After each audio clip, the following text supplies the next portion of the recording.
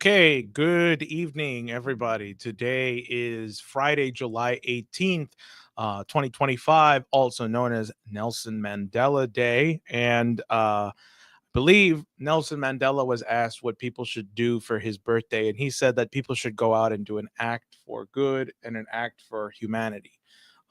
Now, I have to kind of lean like this for a little bit because the lighting behind me, there's more light coming in from the back. So excuse me if I look a little slanted. That's on purpose. But regardless, so what I decided to do was joined the LaRouche organization out in the streets today as they were passing out a leaflet, which I will put up here for all of you to see. And yeah, there we go.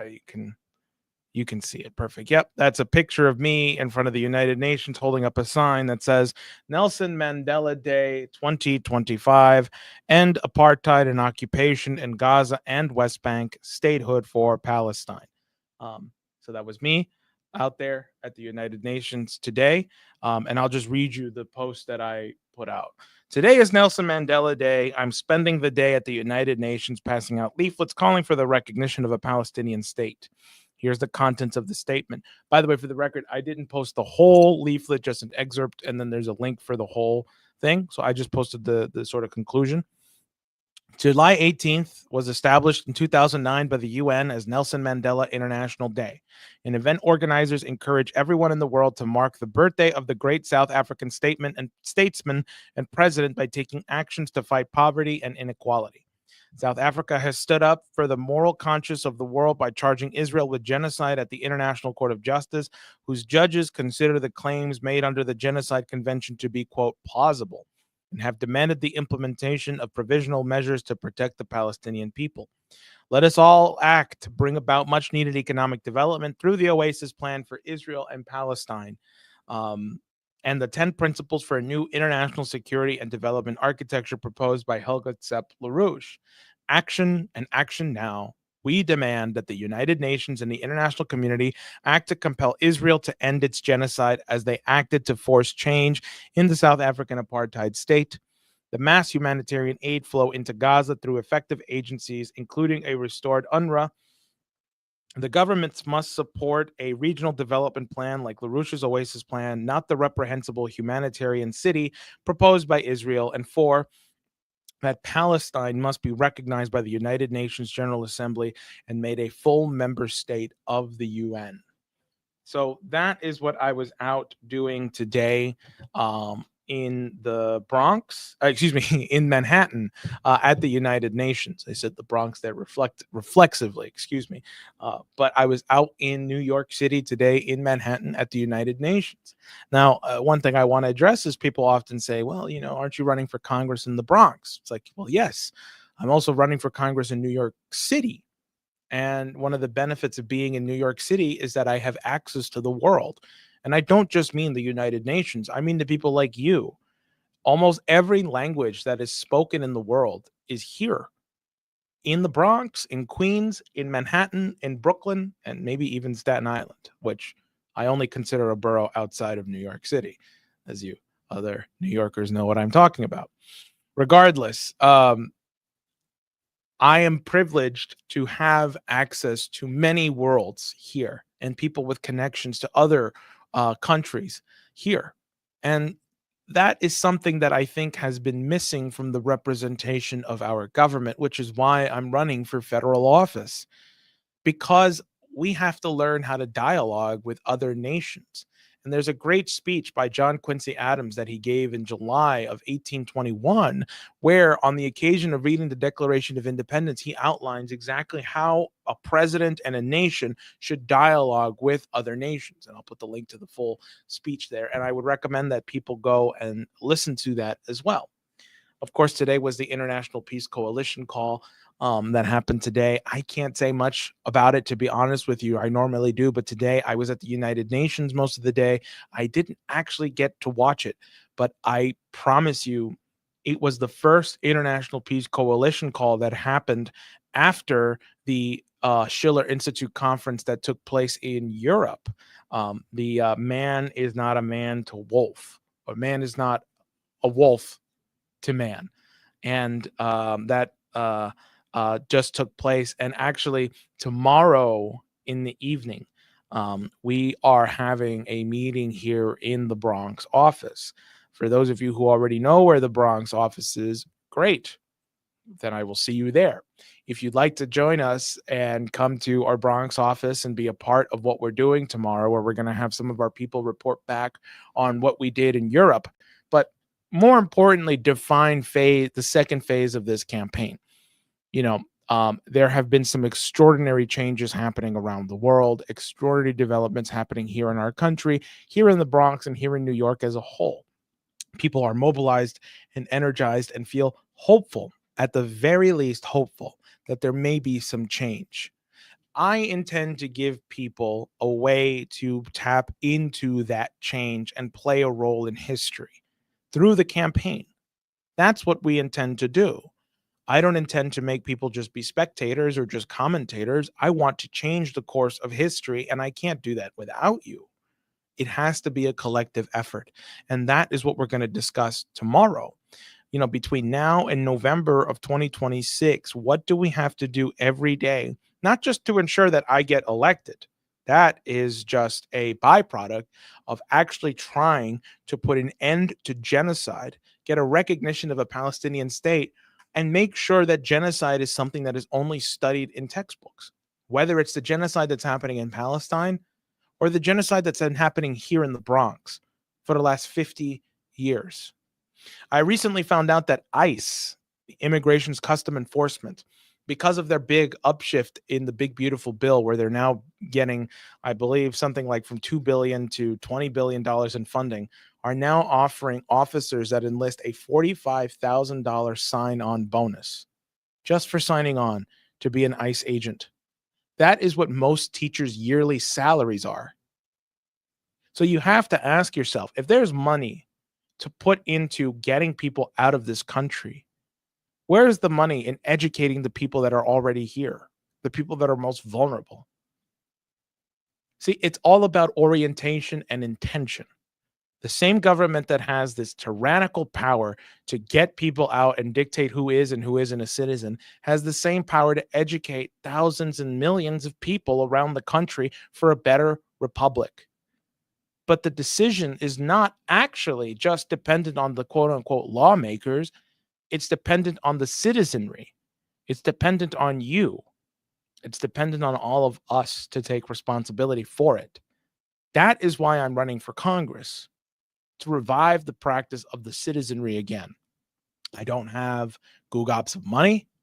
I don't have parents who are film directors or academicians. I'm just an ordinary citizen like all of you. And we can't do this without your help. So if you feel compelled to donate and support us or volunteer, votevega.nyc is the place you can do that. Now, if this is your first time here, what we do every week is we do our Edgar Poe class. We have a class series that was started last year around this time when we first got the Bronx office. I believe we're now coming up to a year and a month since we got this office. And the reason that we started this was Edgar Poe is here in the Bronx. He spent his last couple of years in the Bronx. He lived up in Kingsbridge, and these classes are usually led by Dennis Speed, but he is still in recovery. He lost his voice, but we hope that he can join us next week and to come back and give us background and discussion on the stories that we read. And so today's story is titled A Tale of the Ragged Mountains. And so I have assembled some of my friends to join virtually to help me read this story.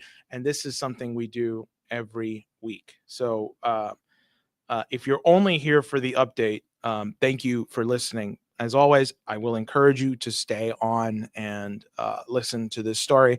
It's not that long, I promise, and I think it's a good one. So with that being said, I'm going to bring to the stage Lynn Speed. Lynn, get ready. I'm bringing you up on the stage. And Robert Castle. Hi, Lynn. Good to see you. Hi. And then behind the camera here in person, I have Suzanne, who's ready to be a backup narrator. But yeah, and now I'm sharing the tale up on the screen. So we'll just get started here. And for those of you who may be following along with your version, so for example, if all you did was just Google "A Tale of the Ragged Mountains" and you decide to just read this, your version may be different than ours. You may have stuff missing, you may have stuff added, you may have stuff that's completely different, and that is normal but not good. So just so that we're on the same page, I'm reading off of edgarapoe.org, and I'm reading text 02A. This is the earliest known print of this. So definitely, if you can, stick to the version that we're using. That would be very helpful.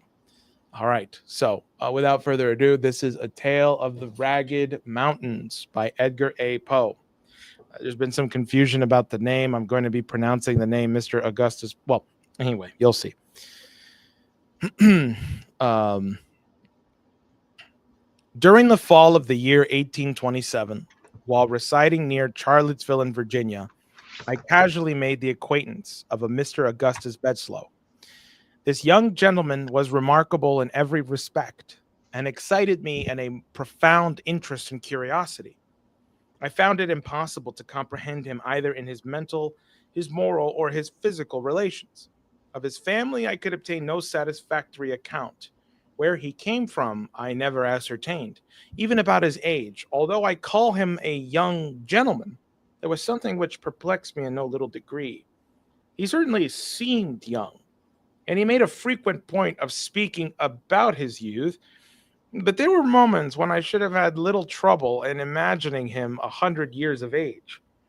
But in no regard was he more peculiar than in his personal appearance. He was singularly tall and thin. He stooped much. His limbs were exceedingly long and emaciated. His forehead was broad and low. His hair resembled the web of the spider in its tenuity and levity. His complexion was absolutely bloodless. His mouth was large and flexible, and his teeth were more widely uneven, although sound, than I had ever before seen teeth in a human head.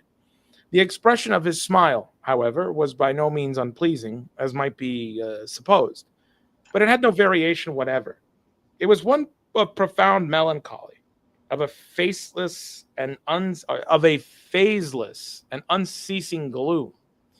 His eyes were abnormally large and round like those of a cat. The pupils, too, upon any ascension or diminution of light, underwent contraction or dilation, just such as it observed in the feline tribe. In moments of excitement, the orbs grew bright to a degree almost inconceivable, seeming to emit luminous rays, not of a reflected, but of an intrinsic luster, as does a candle or the sun. Yet their ordinary condition was so totally vapid, filmy, and dull as to convey the ideas of the eyes of a vulture, or even of a long interred corpse. These peculiarities of a person appeared to cause him much annoyance, and he was continually alluding to them in a sort of half explanatory, half apologetic strain, which, when I first heard it, impressed me very painfully. I soon, however, grew accustomed to it, when my uneasiness wore off. It seemed to be his design rather to insinuate than directly to assert that physically he had not always been what he was, that a long series of neuralgic attacks had reduced him from a condition of more than usual personal beauty to that which I saw. For many years past he had been attended by a physician named Templeton, an old gentleman perhaps 70 years of age, whom he had first encountered at Saratoga, and from whose attention while there he either received or fancied that he received great benefit. The result was that Bedslow, who was wealthy, had made an arrangement with Dr. Templeton by which the latter, in consideration of a liberal annual allowance, had consented to devote his time and medical experience exclusively to the care of the invalid. Dr. Templeton had been a traveler in his younger days, and at Paris had become a convert in great measure to the doctrines of Mesmer. It was altogether by means of magnetic remedies that he had succeeded in alleviating the acute pains of his patient, and this success had very naturally inspired the latter with a certain degree of confidence in the opinions from which the remedies had been educed. The doctor, however, like all enthusiasts, had struggled hard to make a thorough convert of his pupil, and finally so far gained his point as to induce the sufferer to submit to numerous experiments.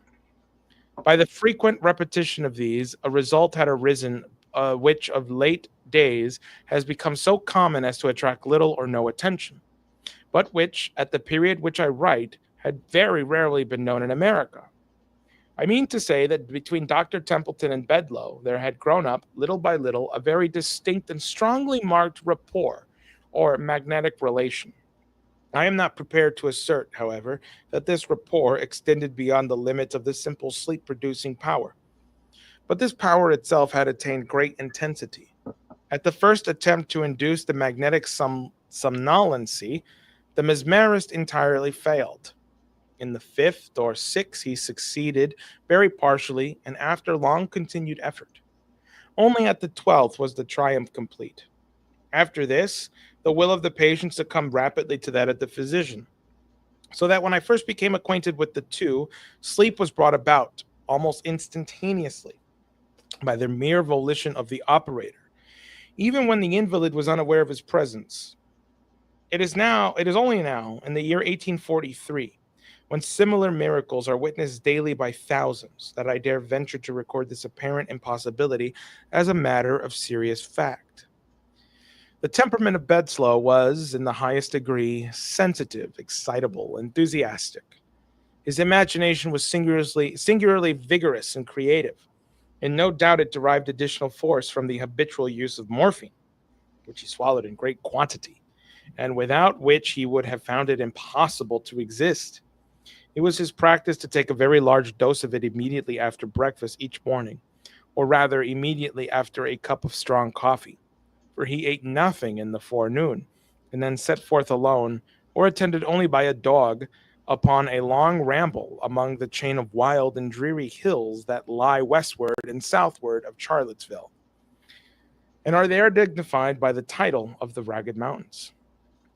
Upon a dim, warm, misty day, toward the close of November, and during the strange interregnum of the seasons, which in America is termed the Indian summer, Mr. Bedloe departed, as usual, for the hills. The day passed, and he still did not return. About 8 o'clock at night, having become seriously alarmed at his protracted absence, we were about setting out in search of him, when he unexpectedly made his appearance, in health no worse than usual, and in rather more than ordinary spirits.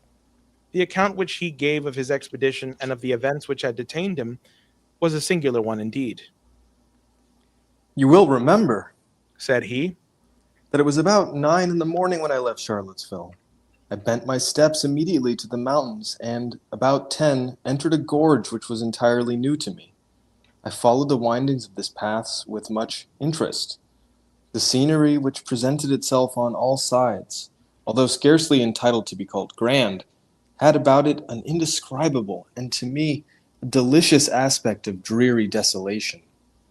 The solitude seemed absolutely virgin. I could not help believing that the green sods and the gray rocks upon which I trod had been trodden never before by the foot of a human being. So entirely secluded, and in fact inaccessible, except through a series of accidents, is the entrance of the ravine, that it is by no means impossible that I was indeed the first adventurer, the very first and sole adventurer who had ever penetrated its weird recesses. The thick and peculiar mist, or smoke, which distinguishes the Indian summer, and which now hung heavily over all objects, served, no doubt, to deepen the vague impressions which these objects created. So dense was this pleasant fog that I could at no time see more than a dozen yards of the path before me. This path was excessively sinuous, and as the sun could not be seen, I soon lost all idea of the direction in which I journeyed. In the meantime, the morphine had its customary effect. that of enduing all the external world with an intensity of interest. In the quivering of a leaf, in the hue of a blade of grass, in the shape of a trefoil, in the humming of a bee, in the gleaming of a dewdrop, in the breathing of the wind, in the faint odors that came from the forest, there came a whole universe of suggestion, a gay and motley train of rhapsodical and immethodical thought. Busied in this, I walked on for several hours, during which the mist deepened around me to so great an extent that at length I was reduced to an absolute groping of the way. And now an indescribable uneasiness possessed me, a species of nervous hesitation and tremor. I feared to tread, lest I should be precipitated into some abyss. I remembered, too, strange stories told about these ragged hills, and of the uncouth and fierce races of men who tenanted their groves and caverns. 1,000 vague fancies oppressed and disconcerted me, fancies the more distressing because vague. Very suddenly, my attention was arrested by the loud beating of a drum. My amazement was, of course, extreme. A drum in these hills was a thing unknown. I could not have been more surprised at the sound of the trump of the archangel. But a new and still more astounding source of interest and perplexity arose. There came a wild rattling or jingling sound, as if of a bunch of large keys. And upon the instant, a dusky-visaged and half-naked man rushed past me with a shriek. He came so close to my person that I felt his hot breath upon my face. He bore in one hand an instrument composed of an assemblage of steel rings, and shook them vigorously as he ran. Scarcely had he disappeared in the mist before, panting after him, with open mouth and glaring eyes, there darted a huge beast. I could not be mistaken in its character. It was a hyena. The sight of this monster rather relieved than heightened my terrors, for I now made sure that I dreamed and endeavored to arouse myself to waking consciousness. I stepped boldly and briskly forward. I rubbed my eyes. I called aloud. I pinched my limbs. A small spring of water presented itself to my view, and here, stooping, I bathed my hands and my head and neck. This seemed to dissipate the equivocal sensations which had hitherto annoyed me. I arose a new man, and proceeded steadily and complacently on my unknown way. At length, quite overcome with exertion, and with a certain oppressive closeness of the atmosphere, I seated myself beneath a tree. Presently there came a feeble gleam of sunshine, and the shadow of the leaves of the tree fell faintly but definitively upon the grass. At this shadow I gazed wonderingly for many minutes. Its character stupefied me with astonishment. The tree was a palm. I now arose hurriedly, and in a state of fearful agitation, for the fancy that I dreamed would serve me no longer. I felt that I had perfect command of my senses, and these senses now brought to my soul a world of novel and singular sensation. The heat became all at once intolerable. A strange odor loaded the breeze. A low, continuous murmur, like that arising from a full but gently flowing river, came to my ears, intermingled with the peculiar hum of multitudinous human voices. While I listened in an extremity of astonishment, which I need not attempt to describe, a strong and brief gust of wind bore off the incumbent fog as if by the wand of an enchanter. I found myself at the foot of a high mountain, and looking down into a vast plain through which wound a majestic river.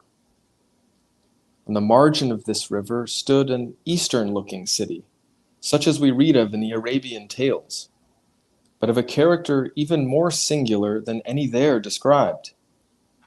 From my position, which was far above the level of the town, I could perceive its every nook and corner, as if delineated upon a map. The streets seemed innumerable and crossed each other irregularly in all directions, but were rather long, winding alleys than streets, and absolutely swarmed with inhabitants. The houses were wildly picturesque. On every hand was a wilderness of balconies, of verandas, of minarets, of shrines, and fantastically carved oriels. Bazaars abounded, and in these were displayed rich wares of infinite variety and profusion: silks, muslins, the most dazzling cutlery, the most magnificent jewels and gems. Besides these things were seen on all sides banners and palanquins, litters with stately dames close veiled, elephants gorgeously caparisoned, idols grotesquely hewn, drums, banners and gongs, spears, silver and gilden maces. And amid the crowd and the clamor and the general intricacy and confusion, amid the million of black and yellow men turbaned and robed, and of flowing beard, there roamed a countless multitude of holy filleted bulls, and clambered, chattering and shrieking about the cornices of the mosques, and clinging to the oriels and minarets, vast legions of the filthy but sacred ape. From the swarming streets to the banks of the river there descended innumerable flights of steps leading to bathing places, where the river itself seemed to forge a passage with difficulty through the vast fleets of deeply burthened ships that far and wide encumbered its surface. Beyond the limits of the city arose, in frequent majestic groups, the palm and the cocoa, with other gigantic and weird trees of vast age. And here and there might be seen a field of rice, the thatched hut of a peasant, a tank, a stray temple, a gypsy camp, or a solitary graceful maiden taking her way, with a pitcher upon her head, to the banks of the magnificent river. You will say that now, of course, I dreamed. But not so. What I saw, what I heard, what I felt, what I thought had about it nothing of the unmistakable idiosyncrasy of the dream. All was rigorously self-consistent. At first, doubting that I was really awake, I entered into a series of tests, which soon convinced me that I really was. Now, when one dreams, and in the dream suspects that he dreams, the suspicion never fails to confirm itself, and the sleeper is almost immediately aroused. Thus Novalis errs not in saying that we are near waking when we dream that we dream. Had the vision occurred to me as I describe it, without my suspecting it was a dream, then a dream it might absolutely have been. But occurring as it did, and suspected and tested as it was, I am forced to class it among other phenomena. In this, I am not sure that you were wrong, Observed Dr. Templeton. but proceed. You arose and descended into the city. I arose. Continued Bedslow, regarding the doctor with an air of profound astonishment. I arose, as you say, and descended into the city. On my way, I fell in with an immense populace, crowding through every avenue, in the same direction, and exhibiting in every action the wildest excitement.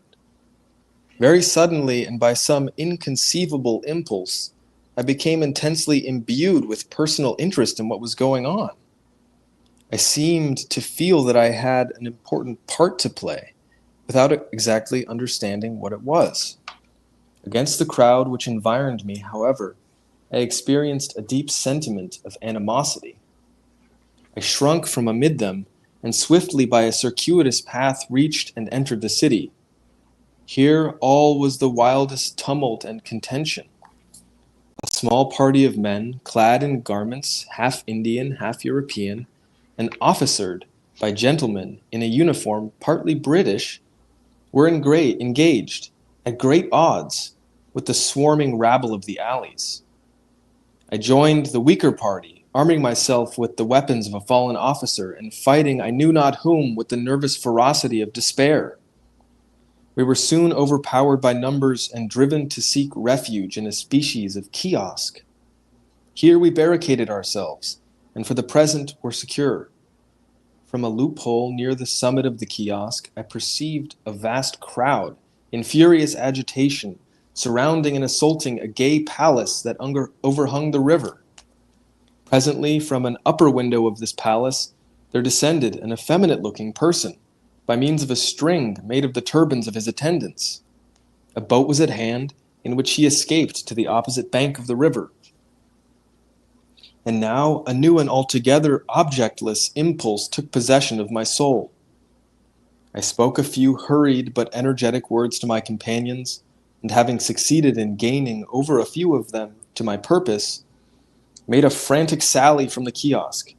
We rushed amid the crowd that surrounded it. They retreated at first before us. They rallied, fought madly, and retreated again. In the meantime, we were borne far from the kiosk and became bewildered and entangled among the narrow streets of tall, overhanging houses, into the recesses of which the sun had never been able to shine. The rabble pressed impetuously upon us, harassing us with their spears and overwhelming us with flights of arrows. These latter were very remarkable, and resembled in some respects the writhing creese of the Malay. They were made to imitate the body of a creeping serpent, and were long and black with a poisoned barb. One of them struck me upon the right temple. I reeled and fell. An instantaneous and deadly sickness seized me. I struggled. I gasped. I died. You will hardly persist now, said I, smiling, that the whole of your adventure was not a dream. You are not prepared to maintain that you are dead? Suzanne, do you want to take over from here? You can come up here.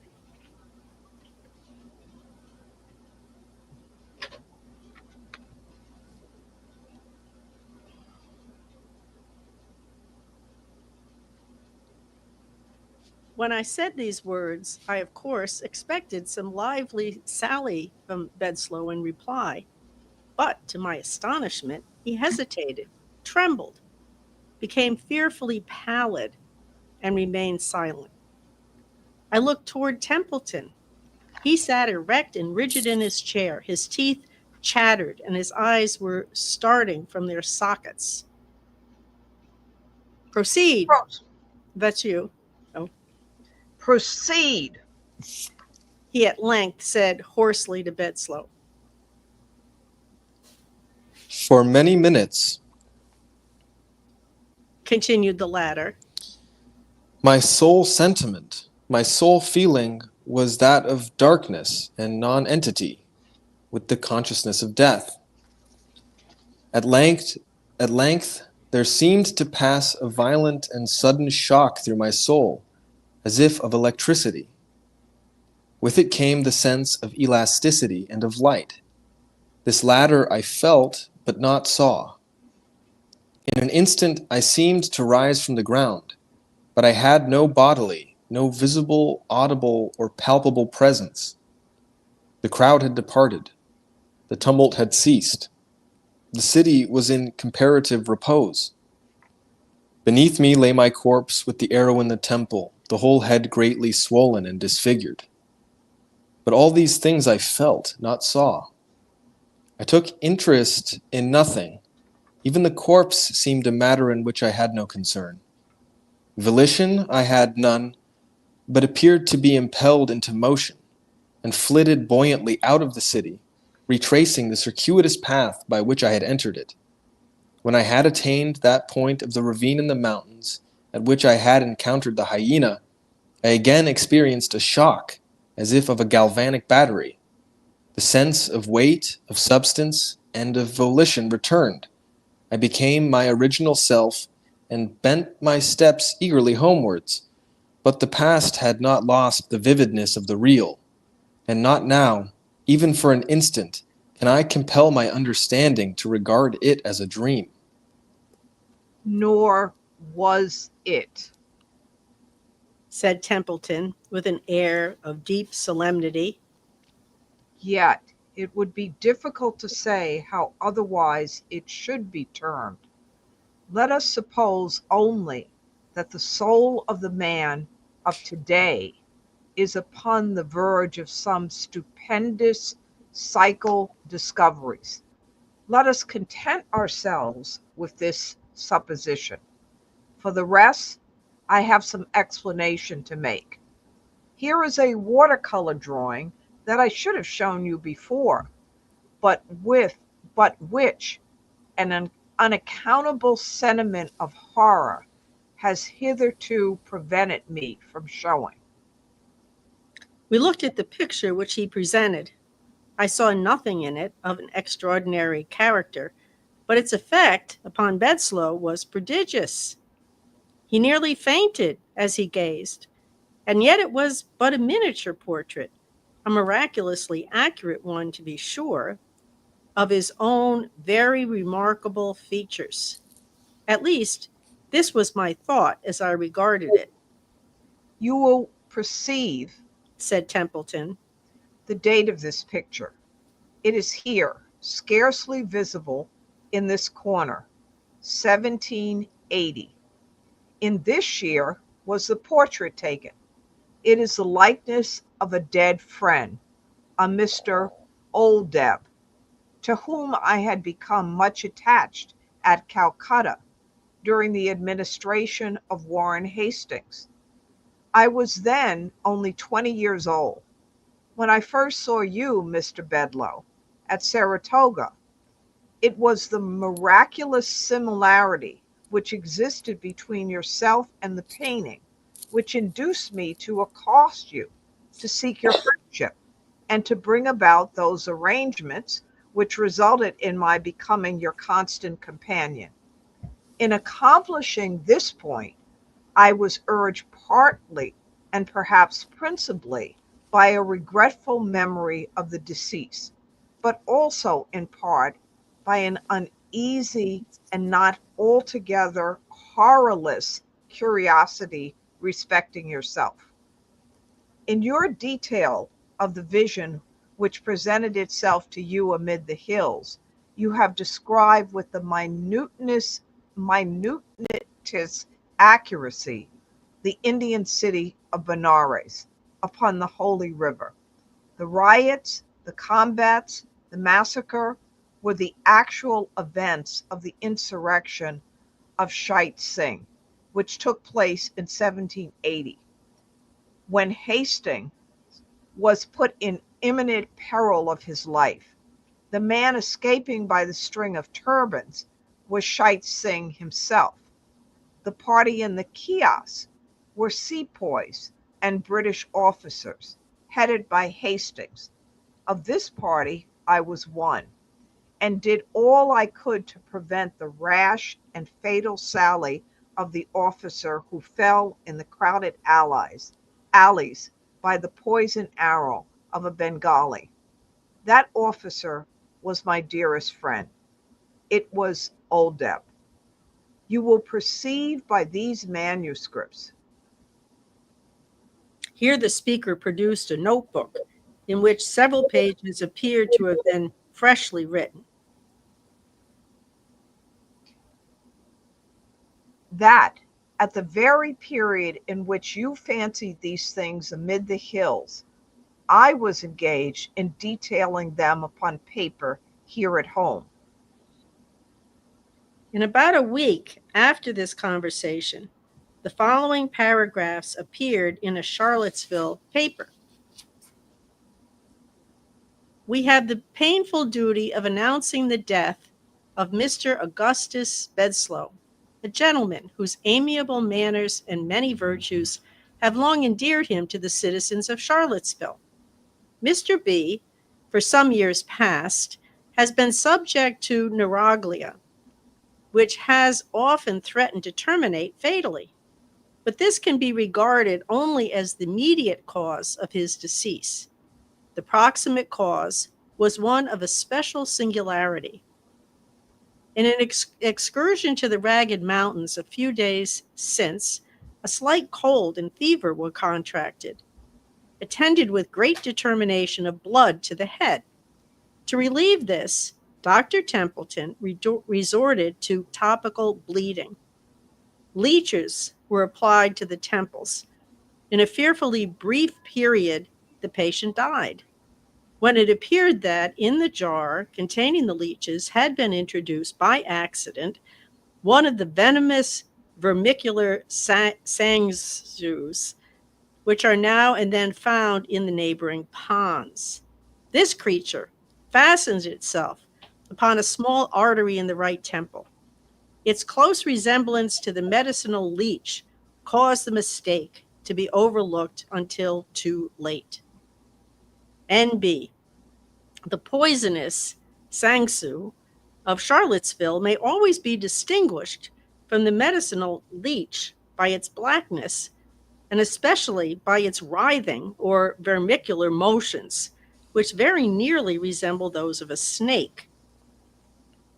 I was speaking with the editor of the paper in question upon the topic of this remarkable accident when it occurred to me to ask how it happened that the name of the deceased had been given as Bedslow. I presume, said I, you have authority by this spelling, but I have always supposed the name to be written with an E at the end. Authority? No. He replied. It is a mere typographical error. The name is Bedslow with an E all the world over, and I never knew it to be spelt otherwise in my life. Then, said I mutteringly as I turned upon my heel, then indeed has it come to pass that one truth is stranger than any fiction. For Bedlow, without the E, what is it but old Deb conversed? Sick, and this man tells me it is a typographical error. Hmm.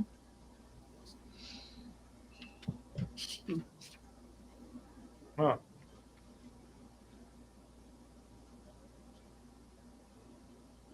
All right, I have some background for this story. I apologize that I look dark, and also because the lighting is poor. Didn't George Washington die after leech bleeding? But it wasn't leech; it was bloodletted because Bloodletting? right. I mean, Lynn probably would know this better than I, but he had contracted a really bad flu after going out shoveling snow, and he didn't change his clothes. And these guys believed in bloodletting as a way to get better. And so he asked his doctor to like slice his arm, right, to let some blood out. Is that right, Lynn?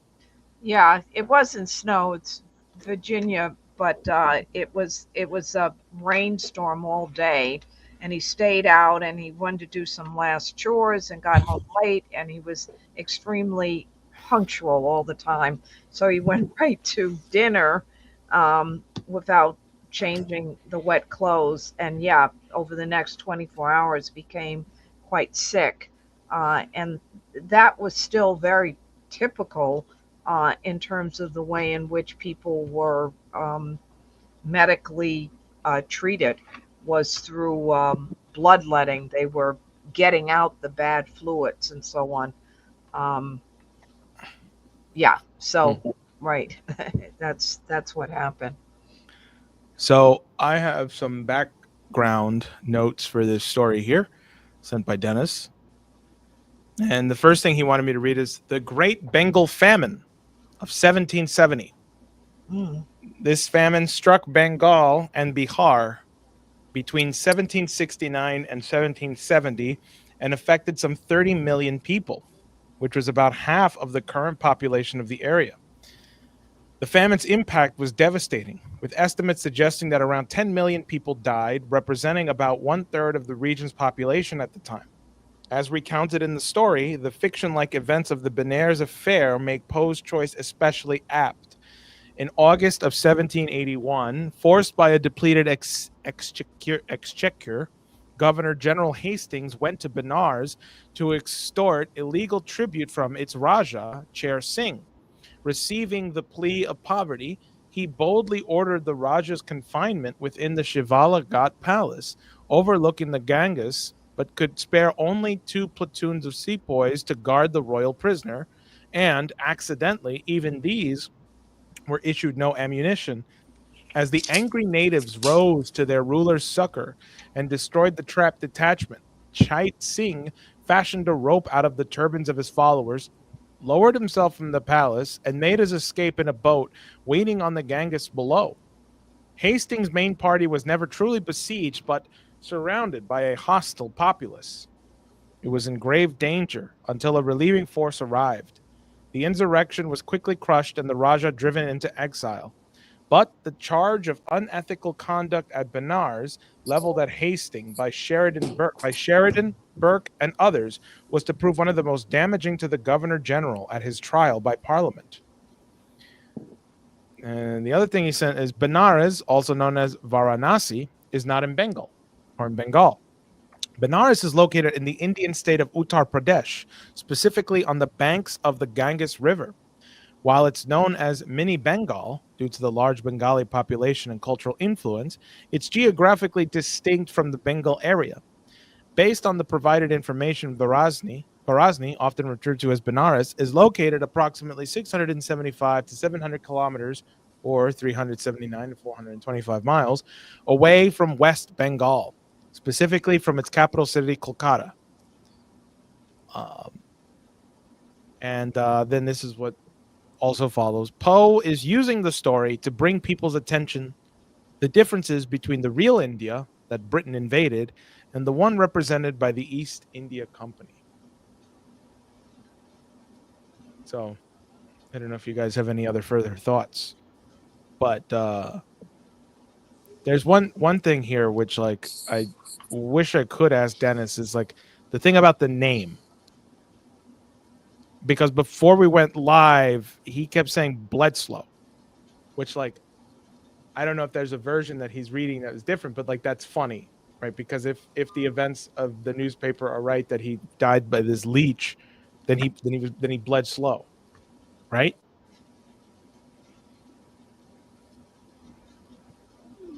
Right, but it's the opposite. It's probably the other way because it's the opposite of Old Deb. Old Deb. Yeah. Old Deb. Olsdelb. I see. Yeah, but what was that about the name at the end, though? I mean, with the typographical error. It's the same name as Templeton's friend who died. Just invert it. Yeah. Well, yeah, but that doesn't really explain what the whole thing is going on with why his name is reversed. I mean, I was thinking of, at the beginning, he says, somewhere right near the beginning. Let me see if I can find it. I'm looking for the sentence when he says, like, now that, everyone has, now when, mesmerism is just like a common feature of daily life. Oh, it's the 1, 2, 3, the end of the third paragraph. Okay. It is only now in the year 1843, when similar miracles are witnessed daily by thousands, that I dare venture to record this apparent impossibility as a matter of serious fact. So at the end, there's this complete, it's this whole thing where it's like, it's a seemingly miraculous thing, and then it all just gets brushed away as a typo, right? Where there's like an irony where it's like, it only quote unquote works if it's spelled a certain way, but it shouldn't. The actual, like, facts of, like, the details of the story don't really depend on the typo, right?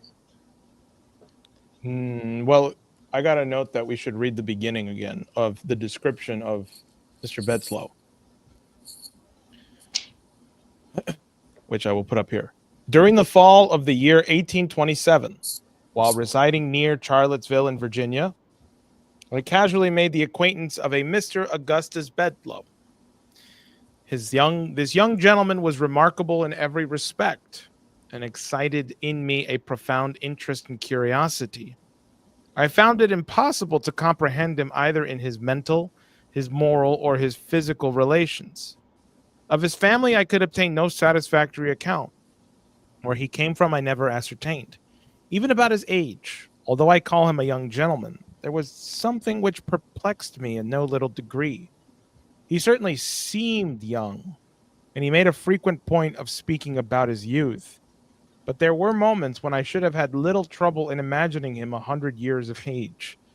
But in no regard was he more peculiar than in his personal appearance. He was singularly tall and thin. He stooped much. His limbs were exceedingly long and emaciated. His forehead was broad and low. His hair resembled the web of the spider in its tenuity and levity. His complexion was absolutely bloodless. His mouth was large and flexible, and his teeth were even more wildly uneven, although sound than I had ever before seen teeth in a human head. The expression of his smile, however, was by no means unpleasing, as it might be supposed, but it had no variation whatever. It was one of profound melancholy, of a phaseless and unceasing gloom. His eyes were abnormally large and round like those of a cat. The pupils, too, upon any ascension or diminution of light, underwent contraction or dilation, just such as it observed in the feline tribe. In moments of excitement, the orbs grew bright to a degree almost inconceivable, seeming to emit luminous rays, not of a reflected but of an intrinsic luster, as does a candle or the sun. Yet their ordinary condition was so totally vapid, filmy, and dull as to convey the ideas of a vulture or even of a long interred corpse.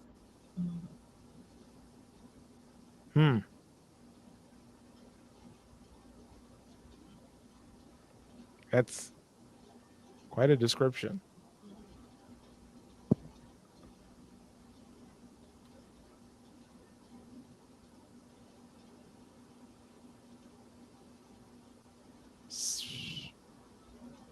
We've read several stories. Was it in the Mesmic Revelations that there's that conversation with the guy who's like kind of in between living and dead, or who might already be dead? Yeah. He's having there's a whole conversation with him. That is the mesmeric revelation, yeah. Yeah. Oh, you think that's... Well, it's mesmerism. So, there were a lot of quack experiments with this sort of thing. And remember, a lot of times Poe was being really ironic in going after a certain kind of quackery or pathology. Huh.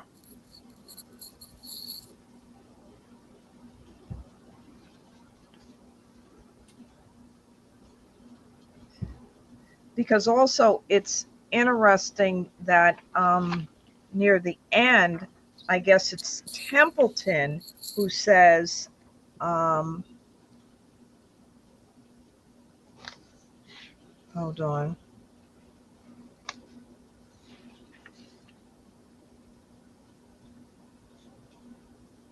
Yeah, this is it.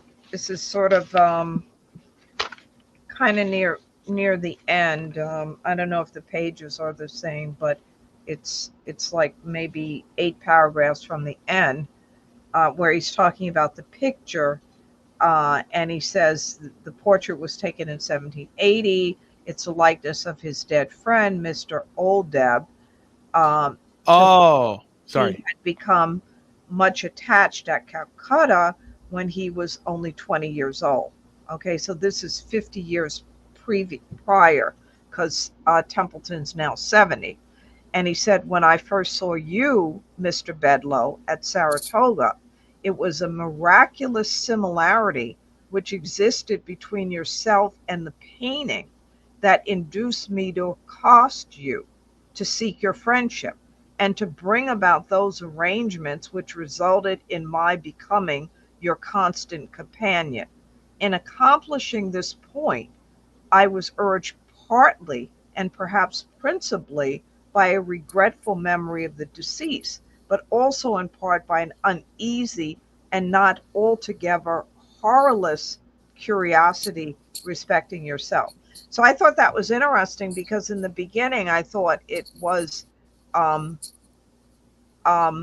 Bedslow or Bedlow who had initiated this arrangement between the two of them. But Yeah. here Templeton said that he's the one who actually initiated it. Right. Okay. That goes to the whole thing about even about his age. Although I call him a young gentleman, there's something which perplexed me in no little degree. He certainly seemed young, and he made a frequent point about speaking his youth. But there were more moments. But there were moments when I should have had little trouble in imagining him 100 years of age. Like, yeah, and that's why he's able to recount, because what he did go through in the Ragged Mountains was uh, a reliving of the visions of what he had already experienced at this massacre, or at this his trip to Calcutta.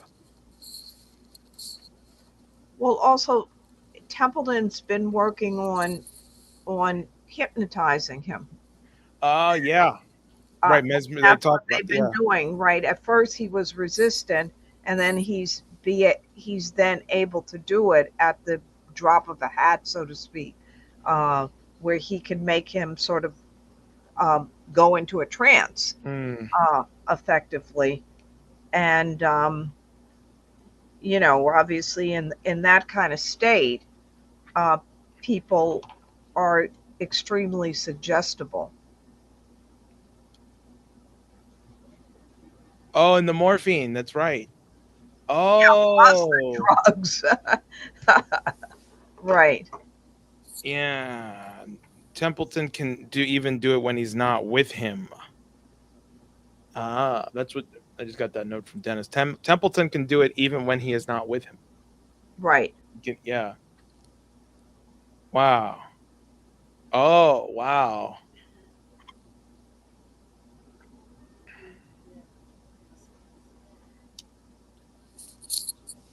And then they explain at the there are three things that look the same. There's the snake, there's this this poisonous venomous arrow that wiggles, which is how old Deb is killed. And then there's this poisonous leech, which is clearly, I mean, they say at the end, it's clearly distinguished from the medicinal leech Yeah. by the way it looks. So, a medical doctor is not going to make that mistake.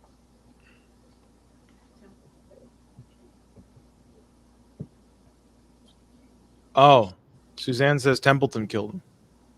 Yeah, that's what I'm saying. Yes. Right. Templeton is not going to mistake in bleeding him, right? And, people don't always die from being bled, but he actually used a poisonous leech, right, as opposed to the medicinal leech. I hate to cut this short, but I just realized it's 7:04, and I know Diane has Scott Ritter on her Oh, program. okay. So yeah, damn, this is a good one. All right, I'm gonna have to cut the stream here, but to people who are watching and who want more, Dennis said Templeton was his controller, and that was before social media. Wow. Oh, Yeah. that just made everything make much more sense. Yeah, exactly. Holy Right. moly. Anyway, yeah, I have to cut the stream, but like, Jose, was- do you want to announce the class of Jason? Yeah, okay, I can do that pretty quickly. Sunday, my friend Jason Ross is starting a class series, and he gave some preparatory work to understand Leibniz and LaRouche. And this is Sunday at 10 in the morning Eastern time. And it's something that we'll be talking about tomorrow as well for our meeting here in the Bronx office. If that's something you'd like to be a part of, you can go on the LaRouche.org. And I believe it's one of the tabs, or you can go to the LaRouche.org/science. And it's also there as well, and you can register for the class. That's Sunday at 10 a.m. It's available on Zoom for anybody who would like to come in. If you want to learn more, go to LaRouche.org/science. And you can also, I think Diane may even mention it too on the LaRouche show tonight as well. So definitely register for that. Be there, because I will be there. And with that, I will have to end the stream here. So thanks again, everyone.